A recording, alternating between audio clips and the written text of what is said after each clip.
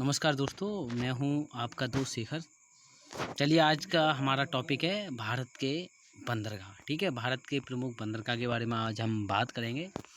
दोस्तों, अगर आपने मेरा चैनल सब्सक्राइब नहीं किया है तो प्लीज़ करके सब्सक्राइब कर लें और साथ ही साथ बेल आइकन को ऑन कर लें। ओके, देखो, आज की इस वीडियो में हम बंदरगाह को कवर करेंगे और शायद इस वीडियो को देखने के बाद किसी भी एग्जाम में आपका कोई भी क्वेश्चन बंदरगाह से अगर आएगा, पोर्ट से रिलेटिव कोई क्वेश्चन आएगा, वो कभी नहीं छूटेगा। ओके, तो मैं इस वीडियो में आपको मैपिंग के थ्रू भी दिखाऊंगा। ओके, बहुत अच्छा करके एक एक फैक्ट बताऊंगा और जो और भी अदर इसके फैक्ट हैं जिससे संबंधित, वो भी बताऊंगा। ओके, चलो स्टार्ट करते हैं। तो देखो, इंडिया है अपना, तो इंडिया में टोटल जो बड़े बंदरगाह हैं वो हैं 13। ठीक है, 13 तो बड़े बंदरगाह हैं। ओके, तो बड़े बंदरगाह हैं 13। उनका रखरखाव जो रखरखाव करती है वो केंद्र सरकार करती है। ठीक है, सेंट्रल गवर्नमेंट के अंडर में आते हैं बड़े बंदरगाह। अब बात आती है छोटे बंदरगाह। तो भारत में 200 छोटे बंदरगाह हैं जो किसके अंडर में होते हैं? राज्य सरकार के अंडर में होते हैं। ओके, तो हमारे जो 13 बड़े बड़े बंदरगाह हैं उनके बारे में बात कर लेते हैं हम सबसे पहले। ओके, तो चलो देखते हैं। तो हमारा पहला बंदरगाह है कांडला। ठीक है, कांडला बंदरगाह। तो कांडला कहाँ पर है? ये गुजरात में स्थित है, कच्छ की खाड़ी में। कहाँ पर है? कच्छ की खाड़ी के तट पर स्थित एक ज्वारीय बंदरगाह है। तो कांडला हमारा एक ज्वारीय है, प्राकृतिक बंदरगाह है। यहाँ पर सरकार ने मुक्त व्यापार केंद्र स्थापित किया है। तो ये जो कांडला बंदरगाह है वो उत्तर भारत को आपूर्ति करने वाला सबसे बड़ा बंदरगाह है। जो उत्तर भारत है हमारा, नॉर्थ इंडिया, उसको सबसे ज़्यादा सामान की आपूर्ति कहाँ से होती है? कांडला बंदरगाह से होती है। इसका नाम बदल दिया गया है दोस्तों, इसका नाम कर दिया है पंडित दीनदयाल उपाध्याय बंदरगाह। क्या? पंडित दीनदयाल। ठीक है, अब इसका नाम बदल दिया है, पंडित दीनदयाल के नाम पे रख दिया है दीनदयाल उपाध्याय बंदरगाह। नंबर दूसरा बंदरगाह है हमारा मुंबई बंदरगाह। कौन सा है? मुंबई दूसरे नंबर। ये पूरे वर्ष खुला रहने वाला एक प्राकृतिक बंदरगाह है। ये सालसेट द्वीप पर स्थित है। यह देश का सबसे बड़ा बंदरगाह है। अगर एग्जाम में क्वेश्चन पूछा जाए कि देश का सबसे बड़ा बंदरगाह है तो आप क्या लगाओगे? मुंबई लगाओगे। यह एक प्राकृतिक बंदरगाह है। ठीक है, देश का सबसे बड़ा प्राकृतिक बंदरगाह पूछा जाए तब भी क्या लगाओगे? मुंबई लगाओगे। यहाँ पर सबसे ज़्यादा समुद्री यातायात किया जाता है और ये सबसे ज़्यादा व्यस्ततम, जब सबसे बड़ा है तो सबसे ज़्यादा व्यस्ततम भी बंदरगाह है। भारत का सबसे ज़्यादा व्यस्ततम बंदरगाह कौन सा है? मुंबई बंदरगाह है। यहाँ से पता है, सूती वस्त्र हो गए, ऊनी वस्त्र, इलेक्ट्रॉनिक सामान, इनका सबका निर्यात किया जाता है। ओके, मुंबई बंदरगाह से। सही है। आगे हमारा है तीसरा, न्यावा शेवा। न्यावा शेवा या न्यू मुंबई के नाम से भी जानते हैं इसको। इसका नाम बदल के अब पंडित जवाहरलाल नेहरू बंदरगाह रख दिया गया है। यह पूर्णतः यंत्र संचालित बंदरगाह है। यंत्र मतलब मशीन है, सब कुछ मशीन से होता है। यहाँ पर यंत्र संचालित बंदरगाह है जो मुंबई बंदरगाह के दबाव को कम करने के लिए उत्तर में नवी मुंबई में आधुनिक शैली में विकसित किया गया है। यह भारत का सबसे बड़ा कृत्रिम एवं आधुनिकतम बंदरगाह है। तो अगर क्वेश्चन पूछा जाए कि भारत का सबसे बड़ा कृत्रिम बंदरगाह कौन सा है तो आप लगाओगे न्यावा शेवा या न्यू मुंबई। ठीक है, और ये आधुनिकृत है, पूर्णतः मशीन से यंत्र संचालित है। ठीक है, जिसे 1988-89 में देश का 12वां बंदरगाह घोषित किया गया था। ठीक है, इतना याद रखना है आपके लिए। और जो भारत का सबसे बड़ा कंटेनर पत्तन है वो कौन सा है? मुंबई बंदरगाह ही है। ठीक है, तो भारत का सबसे बड़ा कंटेनर पत्तन बंदरगाह कौन सा है? हमारा न्यावा शेवा मुंबई। और अगर पूछा जाए कि दुनिया का सबसे बड़ा कंटेनर कहाँ पर है तो ये कौन सा है? सिंगापुर कंटेनर है। ठीक है, ओके, इतना याद रखना है। आगे बात करते हैं। नंबर चौथा है मुर्मू गोवा। ये कहाँ पर है? गोवा की ज्वारी नदी पर स्थित है। ठीक है, ज्वारी नदी पर स्थित है। 1970 ईस्वी तक यह देश का सबसे बड़ा निर्यातकर्ता बंदरगाह था। यहाँ से ईरान को लौह अयस्क का निर्यात किया जाता है। ठीक है, ईरान को सबसे ज़्यादा लौह अयस्क का निर्यात यहीं से किया जाता है, मुर्मू गोवा से।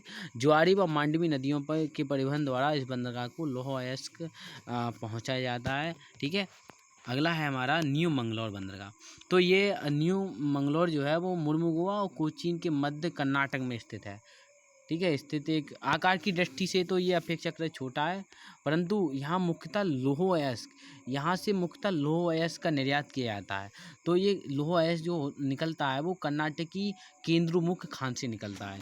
तो कर्नाटक में जो केंद्रमुख खान है वो किससे संबंधित है? लौह अयस्क से संबंधित है। और इस खान से निकलने वाला जो लौह अयस्क है उसका निर्यात किससे किया जाता है? एक्सपोर्ट न्यू मंगलौर बंदरगाह से किया जाता है। ठीक है, यहाँ से ग्रेनाइट हो गया, काजू, कहवा और लकड़ी, मछली, चंदन तेल आदि का भी एक्सपोर्ट किया जाता है। अगला है 6 नंबर हमारा कोचीन बंदरगाह। ठीक है, कोचीन या कोच्चि की बंदरगाह, इसे अरब सागर की रानी कहा जाता है, मतलब क्वीन ऑफ अरेबियन सी, या इसको पूरब का वेनिस के नाम से भी जाना जाता है। ठीक है, कोच्चि जो पत्तन है वो एक प्राकृतिक पत्तन है। यहाँ यह बंदरगाह केरल के मालाबार तट के वेम्बनाड कराल में वेलिंगटन द्वीप पर स्थित है।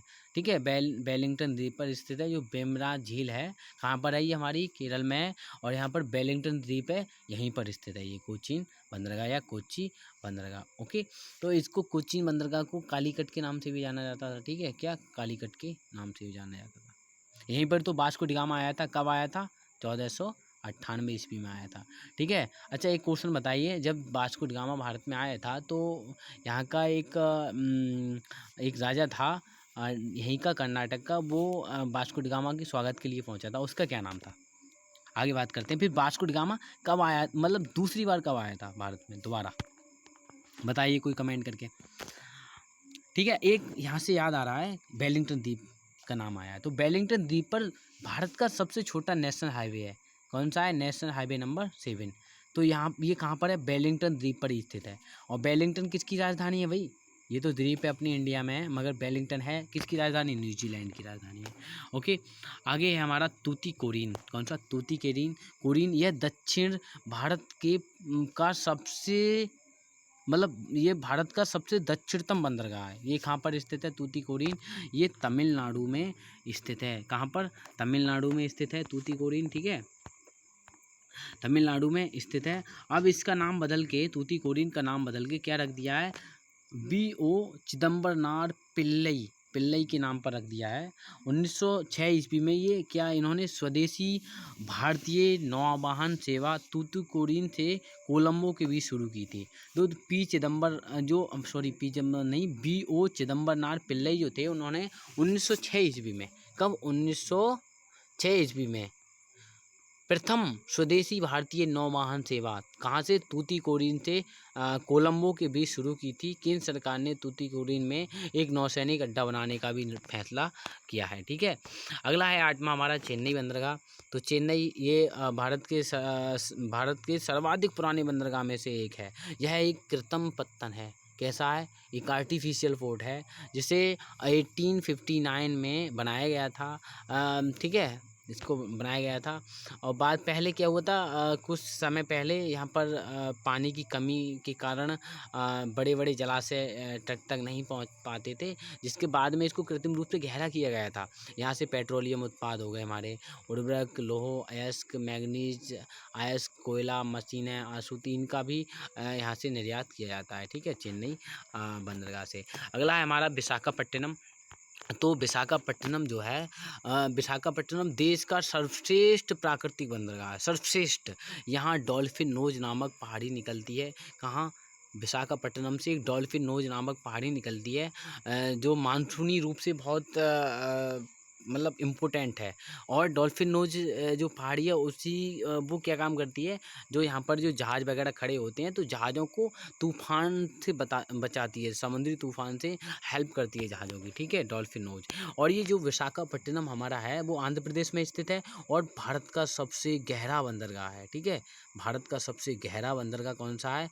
विशाखापट्टनम है। सबसे बड़ा कौन सा है? प्राकृतिक पूछा जाए तो मुंबई है, और सबसे बड़ा कृत्रिम पूछा जाए तो कौन सा है? तो कौन सा है भाई? न्यावा शेवा। ठीक है, न्यावा शेवा या न्यू मुंबई। और सबसे गहरा पूछा जाए तो कौन सा है? विशाखापट्टनम। कहाँ पर है? आंध्र प्रदेश में स्थित है। बात करते हैं पारादीप। तो पारादीप जो है हमारा, वो कहाँ पर है? वो उड़ीसा में स्थित है। कटक जो है ना, उड़ीसा कटक, यहाँ पर चावल यहाँ पर सॉरी भारतीय आलू अनुसंधान केंद्र है।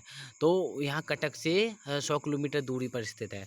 महानदी के डेल्टाई क्षेत्र में स्थित है ये। यहाँ से मुख्यतः जापान को कच्चा लोहा व मैंगनीज का निर्यात किया जाता है। ठीक है, यह निर्यात प्रधान बंदरगाह है। इसका पोताश्रय सबसे बड़ा है। तो यहाँ से क्वेश्चन पूछा जाता है कि भारत में किस बंदरगाह का या पत्तन का पोताश्रय सबसे बड़ा है? तो किसका है? पारादीप बंदरगाह का। ये कहाँ पर है? उड़ीसा में स्थित है। यहाँ से, और ये इसको हम, ये खनिज संपदा से संपन्न एक बंदरगाह है, क्योंकि यहाँ पर जो छोटा नागपुर का पठार है, उड़ीसा झारखंड वगैरह, वहाँ से जितना कच्चा लोहा मैंगनीज का उत्पादन होता है वो अधिकतर जापान में इसका निर्यात करता है। किसके द्वारा? पारादीप बंदरगाह के द्वारा। ठीक है, तो यहाँ से एक फैक्ट और जान लें हम, दिया है भाई। देखो अभी हाल ही में क्या केंद्र सरकार ने दो नए बंदरगाह को भी दो नए बड़े बंदरगाह को की स्थापना की भी मंजूरी दी है। एक तो सागर बंदरगाह, ये कहाँ पर? पश्चिम बंगाल में बनाया जाएगा। ठीक है, और एक दूसरा दूगा राजपट्टम, ये आंध्र प्रदेश में बनाया जाएगा। दो बंदरगाह नए बनेंगे बड़े बड़े, एक तो सागर बंदरगाह और एक दूगा राजपट्टम। अभी तो फिलहाल में 13 हैं, अब जब ये बन जाएंगे तो कितने हो जाएंगे? 15 हो जाएंगे। अगला है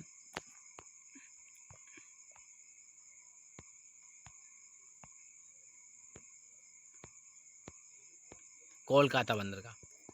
ठीक है, तो कोलकाता बंदरगाह है, कोलकाता और हल्दिया। ठीक है, ये कोलकाता बंदरगाह जो है वो सागर तट से 148 किलोमीटर अंदर हुगली नदी के किनारे बना हुआ है। ये एक ज्वारीय बंदरगाह है, ज्वारीय पट्टन है। ठीक है, और ये हमारा कोलकाता बंदरगाह है ना, उसके पट्टन का समुद्री स्थित पोताश्रय जो है, जो इसका जो पोताश्रय है समुद्र में स्थित, उसको डायमंड हार्बर के नाम से जानते हैं। कोलकाता बंदरगाह का जो पोताश्रय है उसको किसके नाम से जानते हैं? डायमंड हार्बर के नाम से जानते हैं। बाद में क्या हुआ था? कोलकाता बंदरगाह के भार को कम करने के लिए हल्दिया बंदरगाह का विकास किया गया था। ओके, हल्दिया बंदरगाह, तो ये हल्दिया जो बंदरगाह है वो एक बहा बंदरगाह का उदाहरण है। बहा, वहा। ठीक है, वहा बंदरगाह का उदाहरण कौन सा है? हल्दिया। आगे बात कर लेते हैं हम। 12 हो गए। ठीक है, 13वां नंबर है हमारा, ये गलत लिख दिया है, उसमें गलत हो गया है। देखो 12 हो गए क्योंकि उसमें ना जो 11वां था उसमें कोलकाता और हल्दिया को दोनों को ऐड कर दिया था। ओके, तो इसमें आगे एन्नौर। तो एन्नौर जो है ना हमारा, एन्नौर बंदरगाह वो तमिलनाडु में स्थित है। देखो तमिलनाडु जो है ये है, देखो ये है तमिलनाडु। तो यहाँ पर कौन सा है हमारा? तूतीकोरिन है। यहाँ पर क्या पड़ता है? चेन्नई पड़ता है। चेन्नई के उत्तर की ओर, ऊपर थोड़ा ऊपर यहाँ पर एन्नौर पड़ता है। एन्नौर बंदरगाह कहाँ पर है? यहाँ पर है थोड़ा चेन्नई की उत्तर की ओर। ठीक है, चेन्नई की उत्तर की ओर, लगभग चेन्नई से 100 मतलब चेन्नई से 24 किलोमीटर दूर है। 24 किलोमीटर दूरी पर ये उत्तर में स्थित है। इसका परिचालन वर्ष 2001 में प्रारंभ हुआ था। यह देश का सबसे बड़ा कंप्यूटराइज्ड बंदरगाह है। देश का सबसे बड़ा कंप्यूटराइज्ड मतलब कंप्यूटर से चलने वाला है। ठीक है, मशीनीकृत कौन सा था भाई? मशीनीकृत कौन सा था बंदरगाह हमारा? तूतीकोरिन। नहीं, मशीनीकृत कौन सा था? न्यू मुंबई था। ओके, और ये कंप्यूटराइज्ड बंदरगाह है तथा देश का प्रथम पब्लिक कंपनी मतलब मिनी रत्न बंदरगाह है। ये पब्लिक कंपनी मिनी रत्न का इसको दर्जा मिला हुआ है। पब्लिक कंपनी मिनी रत्न का बंदरगाह है। कौन सा? एन्नौर। ठीक है, यह देश का प्रथम निजी क्षेत्र में स्थापित बंदरगाह है। निजी क्षेत्र में कौन सा है? हमारा एन्नौर है। पब्लिक कंपनी मिनी रत्न बंदरगाह कौन सा है? एन्नौर है। सबसे बड़ा कंप्यूटराइज बंदरगाह कौन सा है? एन्नौर है। और 21 फरवरी 2014 को इसका नाम बदल के कामराज पोर्ट लिमिटेड के नाम से रख दिया गया था। Kamaraj port limited. देखो कामराज जो थे ना, कामराज वो तमिलनाडु के मुख्यमंत्री भी रहे थे, कामराज। और कामराज ने 1963 ईस्वी में एक कामराज योजना लाए थे ये। ठीक है, इन्होंने एक योजना, एक सिद्धांत दिया था। इन्होंने जो हमारी 1885 वाली कांग्रेस है उसको, और एक राजनीतिक जो कांग्रेस को अलग करने का प्रस्ताव रखा था। ओके, अब हम मैप देख लेते हैं। अब मैप में देखते हैं जितने हमने बंदरगाह पढ़े हैं वो कहाँ पर हैं, कैसे क्या। देखो ये रहा अपना इंडिया, ये क्या है हमारा? ये हमारा इंडिया है। ओके, ये हमारा इंडिया है। तो हमने सबसे पहले पढ़ा था हमने कौन सा, कांडला। ये बड़ा बड़ा बंदरगाह है, ये एक प्राकृतिक बंदरगाह है और एक ज्वारीय बंदरगाह है। इसका नाम रख के अब क्या रख दिया है, पंडित दीनदयाल उपाध्याय, ठीक है। फिर उसके बाद पढ़ा था हमने कौन सा, मुंबई बंदरगाह। ये सबसे बड़ा है प्राकृतिक बंदरगाह, सबसे भारत का सबसे बड़ा प्राकृतिक बंदरगाह। उसके बाद कौन सा पढ़ा था हमने भाई, न्यावा सेपा। इसका नाम बदल के क्या रख दिया, पंडित जवाहरलाल नेहरू, मतलब जवाहरलाल नेहरू बंदरगाह रख दिया है, ठीक है। ये सबसे बड़ा, भारत का सबसे बड़ा कृत्रिम बंदरगाह है। तो सबसे बड़ा प्राकृतिक बंदरगाह कौन सा है, हमारा मुंबई। सबसे बड़ा कृत्रिम बंदरगाह कौन सा है, हमारा जवाहरलाल नेहरू। उसके बाद हमने कौन सा पढ़ा था, न्यू मंगलौर पढ़ा था, ठीक है। यहाँ से काफ़ी, काजू आदि का एक्सपोर्ट किया जाता है। काजू है, काफ़ी, न्यू मंगलौर बंदरगाह से, ठीक है। उसके बाद हमने पढ़ा था कौन सा पढ़ा था हमने, तूतीकोरिन। तूतीकोरिन ये भारत का सबसे दक्षिणतम बंदरगाह है, ठीक है। दक्षिणतम, जो मुख्य भूमि का दक्षिणतम सबसे बड़ा बंदरगाह है, ठीक है। और ये सबसे दक्षिणतम बंदरगाह है। उसके बाद हमने पढ़ा था चेन्नई, ठीक है। चेन्नई बंदरगाह ये कृत्रिम और सबसे पुराना बंदरगाह है, चेन्नई बंदरगाह, ठीक है, सबसे पुराना। उसके बाद एन्नौर पड़ा था, एन्नौर। एन्नौर बंदरगाह जो है वो भारत का प्रथम कंप्यूटराइज बंदरगाह है, कंप्यूटराइज पोर्ट है और निजी क्षेत्र का पोर्ट है। इसका नाम बदल के क्या रख दिया है, कामराज रख दिया। उसके बाद हमने कौन सा पढ़ा था, हमने पढ़ा था विशाखापट्टनम। तो ये सबसे गहरा बंदरगाह है, कहाँ पर है, आंध्र प्रदेश में है, ठीक है। इतना याद रखना है, सबसे गहरा है, ठीक है।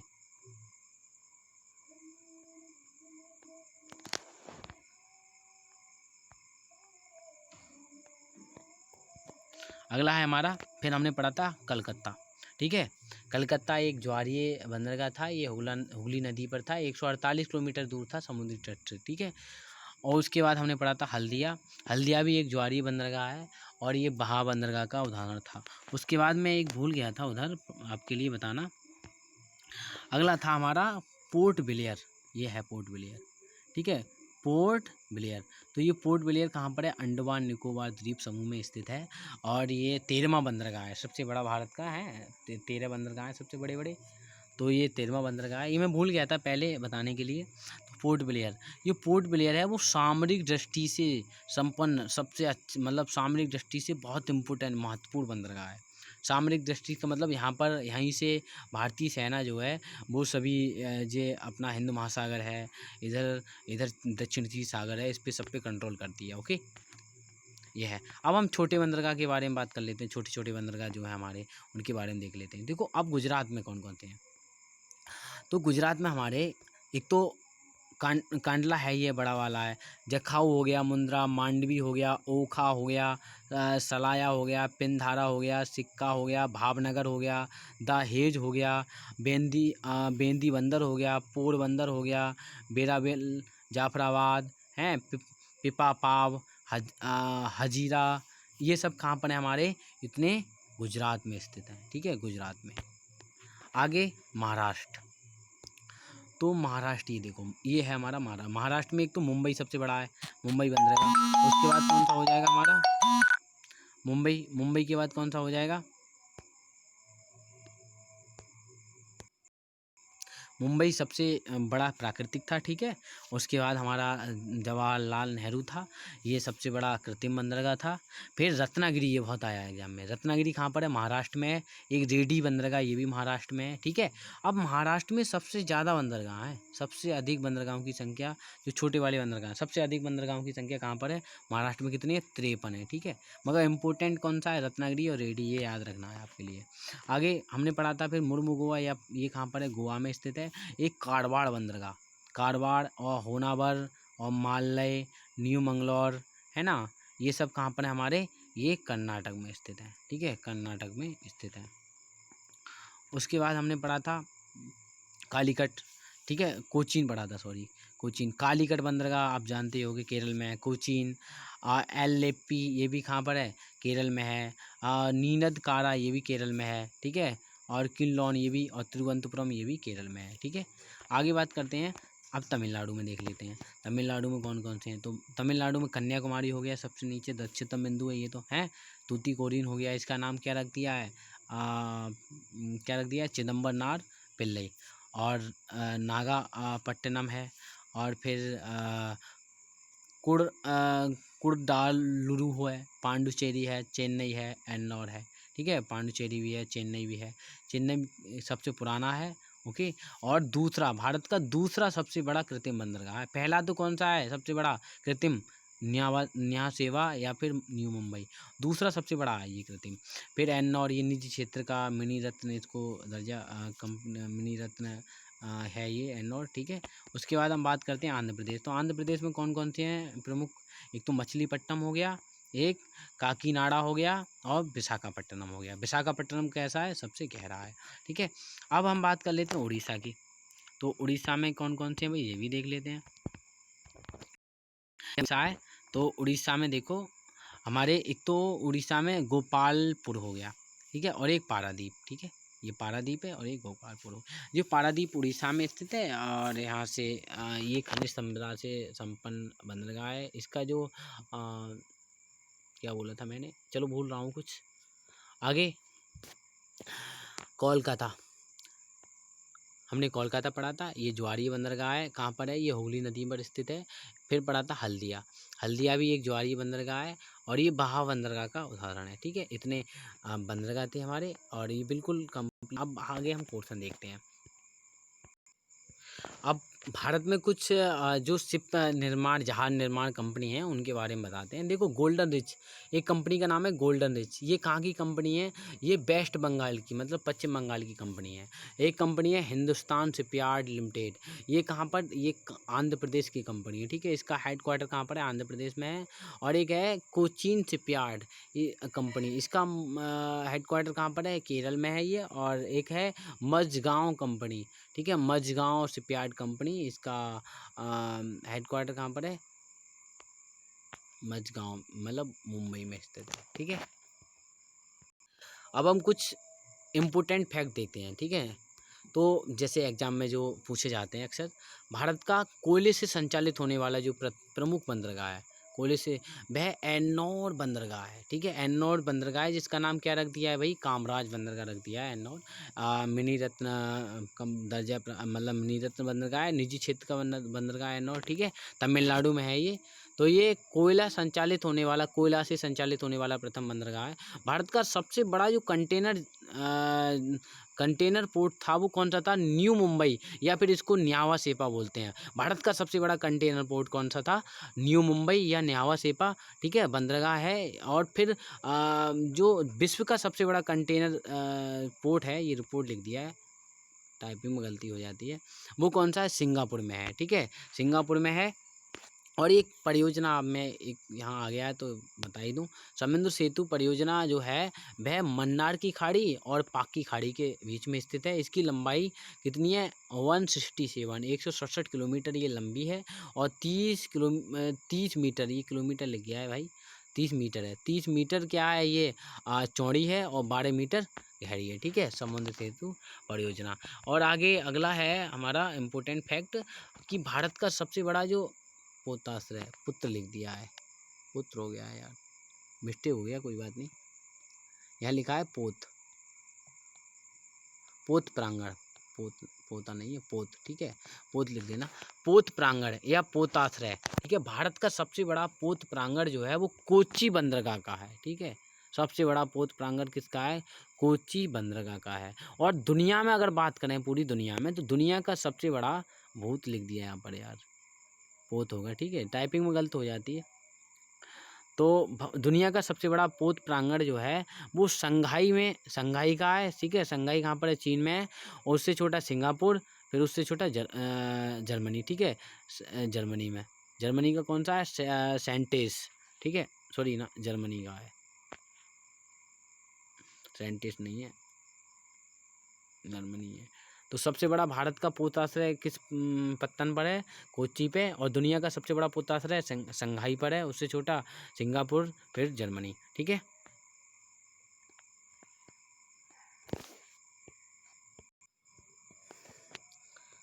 अगला फैक्ट है हमारा, जो पोर्ट डायमंड है वो साउथ अफ्रीका में स्थित है, ठीक है। पोर्ट डायमंड कहाँ पर है, साउथ अफ्रीका में स्थित है, याद रखना है। ब्राज़ील के सेंटोस बंदरगाह को हम कॉफ़ी बंदरगाह के नाम से भी जानते हैं। सेंटोस बंदरगाह को किसके नाम से जानते हैं, कॉफ़ी बंदरगाह के नाम से। अगर मौद्रिक मूल्य की दृष्टि से देखें तो दुनिया का सबसे बड़ा जहाज निर्माता जो देश है वो साउथ कोरिया है। कौन सा है, साउथ कोरिया है। और दूसरे नंबर पे भारत है, ठीक है। साउथ कोरिया दूसरे नंबर पे भारत है।